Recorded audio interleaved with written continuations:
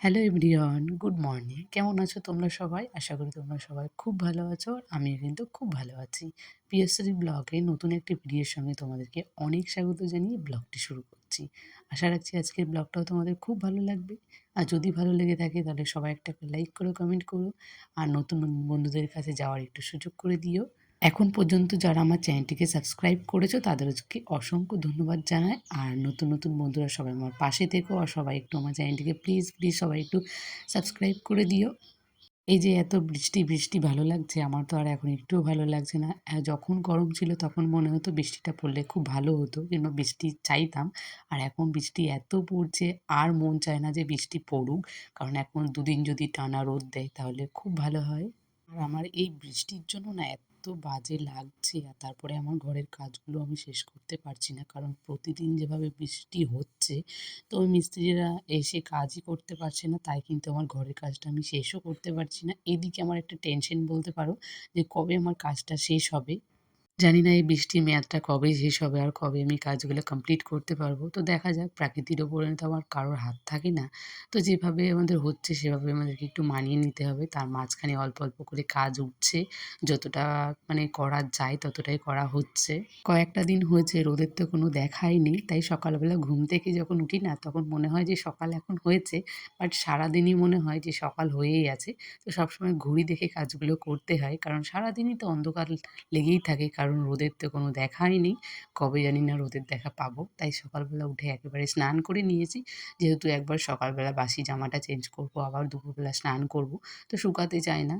তাই সকালে ঘুম থেকে উঠে স্নান করে একেবারে পুজোটা দিয়ে নিলাম। তারপরে রান্নাঘরের যে মানে বাসনপত্রগুলো ছিল সেগুলো কিন্তু আগের দিন রাতে না গুছিয়ে রাখিনি। তো সকালবেলায় পুজো দেওয়ার পরে রান্নাঘরটাকে একটু ভালো করে গুছিয়ে নিলাম। তারপর দুজনে মিলে একটু চা, আর আগের দিনে একটু রুটি বানিয়েছিলাম। তো দুটো রুটি ছিল, ও যেহেতু বাসি রুটি তো খেতেই চায় না, আর আমার কিন্তু এই দুধ চা হলে না ভীষণ ভালো লাগে এই বাসি রুটি খেতে। তো আমি ওই রুটি দিয়ে একটু চা খেয়ে নিলাম। আগের দিনে এনেছিল মাছ, মাছগুলো ভালো করে ধুয়েই আমি ফ্রিজে রেখেছিলাম। আর যখনই মাছ আনা হয় তখন কিন্তু একেবারে ধুয়ে পরিষ্কার করেই আমি রাখি। আর যেহেতু মাছের মধ্যে বরফ জমে যায়, তাই বরফ ছাড়ানোর জন্য তো জল দিতে হয়, সেই জল দিয়ে ধুলেই হয়ে যায়। আমি একেবারে পরিষ্কার করেই তারপরে রাখি। যতটা লাগবে ততটা নিয়ে মাছগুলো একটু গায়ে হলুদ হয়ে গেল, তারপর বাকি মাছটা আবার রেখে দিলাম। কাটা মাছ আমরা কেউ খুব একটা খাই না, যদিও এটা মামামের জন্যই আনা হয়, কিন্তু এবার অনেকটাই নিয়ে এসেছে। তাই ভাবলাম যে চলো আজকে আমাদের জন্য একটু রান্না করা যাক। আর ও নিয়ে এসেছিলো একটু ওল, তো ভেবেছিলাম যে আজকে একটু ওল দিয়ে আলু দিয়ে মাছটা করব। আর আগেই আমি সবসময় মাছে একটু লবণ হলুদটা মাখিয়ে রাখি, কেননা মাছের মধ্যে যদি লবণ না ঢোকে না, আমার একটু সেটা ভালোই লাগে না, কেমন একটা আষ্টে আষ্টে গন্ধ আসে। মাছে ওদিকে লবণ হলুদ মাখিয়ে রেখে দিলাম, আর এদিকে আমি ভেন্ডি আলুটা ভাজা করে নিলাম। তারপরে আবার ভেবেছিলাম আজকে একটু না ওই মসুরির ডাল দিয়ে একটু আলু দিয়ে একটা বড়া করব।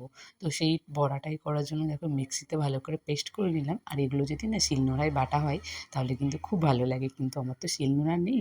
তাই আমি মিক্সিতেই সব কিছু আমাকে করে খেতে হয়, কিন্তু মিক্সিতে না ভালো লাগে না। তো দেখা যাক কবে একটা শিলনোড়া নেওয়া হয়। আর আমার না খুব একটা ইচ্ছে নেই, কারণ শিলনোড়া নিয়ে কোথায় রাখবো, ওকে নিয়ে এদিক ওদিকে ঘোরাফেরা। আর আজকে জানো তো আমার সকালের কাজবাজগুলো না অনেক তাড়াতাড়ি হয়ে গেছে। কিভাবে করলাম আজকে বুঝতেই পারলাম না, কারণ একটু আজকে সকালবেলা তাড়াতাড়ি উঠেছিলাম আর কাজটা একটু তাড়াতাড়ি শুরু করেছিলাম, তাই কিন্তু অনেক তাড়াতাড়ি কাজগুলো হয়ে গেছে। আর আজকে না আমার খুব ভালো লেগেছে যে অনেকটা সময় নিজের জন্য পেয়েছি। আমাদের যে প্রতিদিনের দৈনন্দিন জীবনের যে কাজগুলো থাকে, একটু বুদ্ধি করে যদি আমরা কাজগুলো করে নিতে পারি, তাহলে কিন্তু ওই 2 থেকে 3 ঘন্টার মধ্যে একা হাতে সমস্ত কাজগুলো কিন্তু ঠিক গুছিয়ে করে নেওয়া যায়। আর আমার জন্য প্রতিদিনের নেশা, এই সকালবেলা যখন ঘুম থেকে উঠি ওই 6টা নাগাদ উঠে যায়, তো আর পরে জানো না এই কেমন অলসত্ব ভাব লাগে একটা, আবার এসে কেমন ঘুমিয়ে পড়ি। ওই ঘুমানোটাতেই না আমার 7টা 7:30 তখন বেজে যায়। আর তখনই কিন্তু আমার সকালের কাজগুলো শুরু করতে অনেকটা সময় লেগে যায়। আর তারপরে মাম্মাম ঘুম থেকে উঠে যায়, এবার মাম্মামকে ব্রাশ করিয়ে দেওয়া, তারপর ওকে একটু রেডি করে স্কুলে দিয়ে আসতে আসতে আমার রান্না বসাতে বসাতে প্রায় প্রতিদিনই 9টা বেজে যায়। আর তার আগে যদি আমি রান্নাটা বসিয়ে দিতে পারি মাম্মাম ঘুম থেকে ওঠার আগে, তাহলে কিন্তু অনেকটা তাড়াতাড়ি কাজগুলো হয়ে যায়। যেমন আজকে হয়েছে, তো ভাবি প্রত্যেক দিনই যে সকালবেলায় যখন উঠবো তখন আর ঘুমাবো না। কিন্তু কেন যে ঘুমিয়ে পড়ি পরে আর বুঝতে পারি না। যখন কাজটা যখন ওই 12টা পর্যন্ত করি তখন মনে হয় হ্যাঁ কেন ঘুমালাম, একটু যদি কাজগুলো করতে শুরু করতাম তাহলে তো এতক্ষণে আমার কাজগুলো শেষ হয়ে যেত আর আমার জন্য অনেকটা সময় থেকে যেত। রান্নাঘরের কাজটা শেষ করে নিয়ে ঘরে এসে গেছি। ঘরে এসে ঘরের বিছানাটাকে ভালো করে তুলে নিলাম।